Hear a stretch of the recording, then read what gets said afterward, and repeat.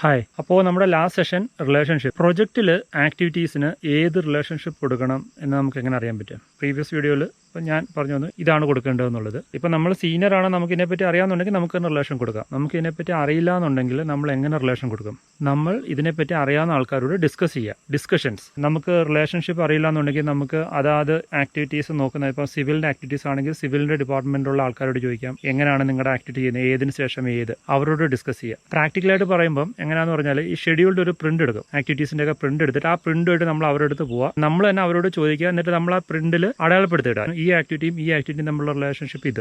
നമ്മൾ ചോദിക്കുന്ന ആൾക്കാർക്ക് ഈ റിലേഷൻഷിപ്പ് ടൈപ്പ് അങ്ങനെ ഒന്നും അറിയത്തില്ല. നമ്മൾ അവരോട് അവരുടെ ഭാഷയിൽ ചോദിക്കുക, ഈ ആക്ടിവിറ്റി കഴിയുമ്പോൾ നിങ്ങൾ എന്താണ് അടുത്ത ചെയ്യാൻ പോകുന്നത്, ഇത് ഒരുമിച്ചാണോ ചെയ്യുന്നത്, അതോ എന്തെങ്കിലും ഇത് ഒരുമിച്ച് തീർക്കണമെന്നോ ഒരുമിച്ച് തുടങ്ങണമെന്നോ അങ്ങനെ എന്തെങ്കിലും നിർബന്ധമുണ്ടോ, അങ്ങനെയൊക്കെ നമ്മൾ അവരോട് ഡിസ്കസ് ചെയ്യുക. അപ്പോൾ നമുക്ക് അതിൽ നിന്ന് അവർ പറയും. അത് നമ്മുടെ ലാംഗ്വേജിൽ നമ്മൾ FS, ഇപ്പോൾ റിലേഷൻഷിപ്പ് 4 ടൈപ്പാണ്: FS, SS, FF, SF.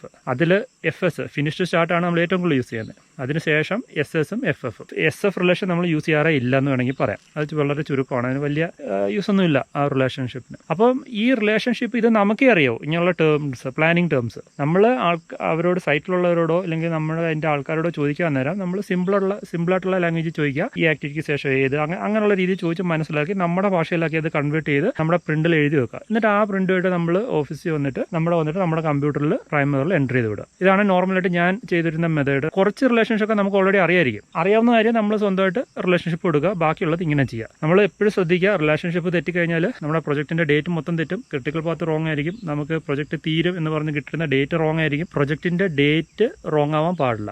Relationship wrong ആയി കഴിഞ്ഞാൽ പ്രൊജക്റ്റിന്റെ ഡേറ്റ് തെറ്റും, ക്രിട്ടിക്കൽ പാത്ത് തെറ്റും, ആക്ടിവിറ്റീസിന്റെ എല്ലാ ഡേറ്റും തെറ്റും. സോ റിലേഷൻഷിപ്പ് കറക്റ്റായിട്ട് കൊടുക്കാൻ ശ്രമിക്കുക. പിന്നെ നമ്മൾ റിലേഷൻഷിപ്പ് കൊടുക്കാൻ നേരം ഓർക്കേണ്ട കുറച്ച് കാര്യങ്ങളുണ്ട്. ഓപ്പൺ എൻഡഡ് ആക്ടിവിറ്റീസ് ഒഴിവാക്കുക. ഓപ്പൺ എൻഡഡ് എന്ന് പറഞ്ഞാൽ നമ്മൾ ആക്ടിവിറ്റീസ് എപ്പോഴും ക്ലോസ് ആയിരിക്കണം. ഒരു ആക്ടിവിറ്റിയുടെയും സ്റ്റാർട്ടിങ്ങോ എൻഡിങ്ങോ റിലേഷൻ ഇല്ലാതെ കിടക്കരുത്. അതാണ് ഓപ്പൺ എൻഡഡ്. അപ്പോൾ അതിനെ പറ്റിയിട്ടൊക്കെ അടുത്ത സെഷൻസിൽ പറയുന്നുണ്ട്. നമ്മൾ ഈ റിലേഷൻഷിപ്പ് കൊടുക്കുന്നതിന്റെ കൂട്ടത്തിൽ കൊടുക്കുന്ന വേറൊരു സംഭവമാണ് ലാഗ് എന്ന് പറയുന്നത്. ലാഗ് എന്താണെന്നുള്ളതിനെ പറ്റി നമ്മൾ ലേറ്റർ സെഷൻസിൽ പഠിക്കും. അത് ആ ടൈമിൽ മനസ്സിലായിക്കോളും. അപ്പോൾ റിലേഷൻ കൊടുക്കുന്നതിന്റെ കൂട്ടത്തിൽ കൊടുക്കേണ്ട ഒരു സംഭവമുണ്ട് ലാഗ്. അതായത് നമ്മൾ ചിലപ്പോൾ റിലേഷൻ കൊടുത്തുകൊണ്ട് മാത്രം നമുക്ക് ഡേറ്റ് കിട്ടത്തില്ല. ഇപ്പോൾ ഒരു ആക്ടിവിറ്റിക്ക് ശേഷം ഒരു ആക്ടിവിറ്റി എന്ന് പറയുമ്പോൾ ഒരു ആക്ടിവിറ്റി കഴിഞ്ഞ് ഒരു ദിവസം കൂടെ കഴിഞ്ഞിട്ടാണ് ഒരു ആക്ടിവിറ്റി തുടങ്ങുന്നതെങ്കിൽ ആ ഒരു ദിവസം എൻ്റർ ചെയ്യാനുള്ള ഒരു ഓപ്ഷനാണ് ലാഗ് എന്ന് പറയുന്നത്. അത് നമ്മൾ ലേറ്റർ സെഷനിൽ പഠിക്കും. അപ്പോൾ ഇത്രയും കാര്യങ്ങളാണ് റിലേഷൻഷിപ്പ് പ്രാക്ടിക്കലായിട്ട് വരുന്ന ടൈമിൽ നമ്മൾ നോക്കുക. അപ്പോൾ നമുക്ക് അടുത്ത സെഷനിൽ കാണാം.